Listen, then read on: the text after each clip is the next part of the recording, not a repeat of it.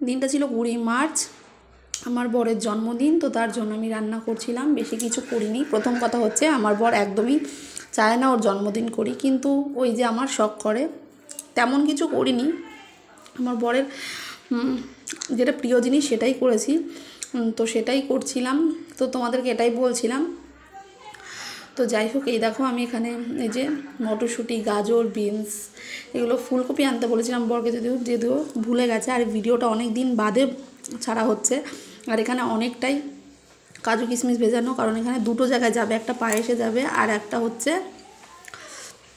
Fried রাইসে যাবে। আর শাশু সেদিন ছিল হচ্ছে নিরামিষ কোনো, তো নিরামিষ দিনে বৃহস্পতিবার পড়েছিল 20 মার্চ। তো আমার শাশুড়ি তো বৃহস্পতিবারে নিরামিষ খায় পুরোপুরি, তো তার জন্য শাশুড়ির জন্য আলুর দম বানিয়েছিলাম। আর মাংসটাও অনেকটাই ছিল, 1 কিলো মাংস ছিল, কারণ আমি আর আমার বর আর আমার ছোটো বাচ্চা, যেহেতু আমার শাশুড়ি মাংস খায় না, তো অল্প 500 মাংস আনলে তাই থেকে যায়। কিন্তু সেদিনকে আমার বাবাকে বলা হয়েছিল, আর বলা হয়েছিল হচ্ছে আমার বরের বন্ধুকে। তো যাই হোক, তারপরে দেখো আমার ভাতটা রেডি হয়ে গেছে। 1 কিলো চাল এনেছিলাম, যেহেতু মার জন্য একটু পাঠাবো তার জন্য। আর এদিকে মাংসের মশলা বসিয়ে দিয়েছিলাম। আর মাংসটা বলতে নেই, অপূর্ব হয়েছিল, জাস্ট অসাধারণ হয়েছিল, তৃপ্তি করে খেয়েছিল আমার বর। তো যাই হোক, অনেকটা মশলা দিয়ে ভালো করে সুন্দর করে রান্না করেছিলাম। আর মাংসটাকেও আগে থেকে তেল হলুদ মাখিয়ে রেখেছিলাম। তো এভাবে আমার মা রান্না করে। অনেক সময় অনেকভাবে রান্না করার চেষ্টা করি, কখনো মায়ের মতো করে রান্না করি, কখনো আমার মতো রান্না করি, নিজের বুদ্ধি কাটিয়ে, কখনো দেখে রান্না করি। তো যাই হোক, কিন্তু সেদিনকে মিট মশলা অ্যাড করেছিলাম মাংসতে, যেটা কখনো করা হয় না। সত্যি মিট মশলা দিলে মাংসের ফ্লেভারটা বদলায়, এটা সেদিন আমি বুঝতে পেরেছি।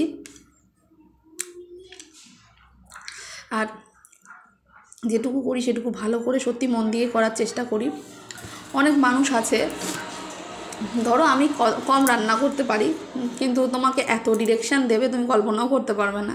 তার মধ্যে একটু ঘেটে ঘও করে দেওয়ার মানুষও পৃথিবীতে কিন্তু আছে। তো যাই হোক, এই দেখো আমার মাংসের লুকটা। আর আমি সবসময় এখন মাংস রান্না করি কাঁচা লঙ্কা দিয়ে রান্না করারই চেষ্টা করি। এর মধ্যে প্রায় 2-3টে টমেটো দিয়েছিলাম, এর জন্যই কালার আসা, কারণ শুকনো লঙ্কাটা যত পারি অ্যাভয়েড করি। একদম তো এখন পুরোই ছেড়ে দিয়েছি।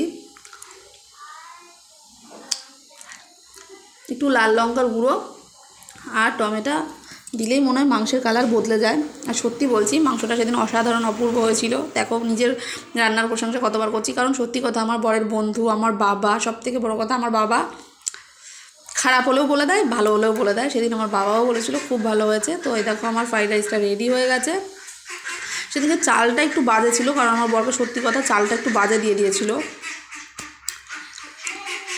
আর এই যে আমি ভয়েস ওভার দিচ্ছি, এখন অনেক হাঁসের শব্দ শুনতে পাবা, এগুলো রাস্তায় আছে।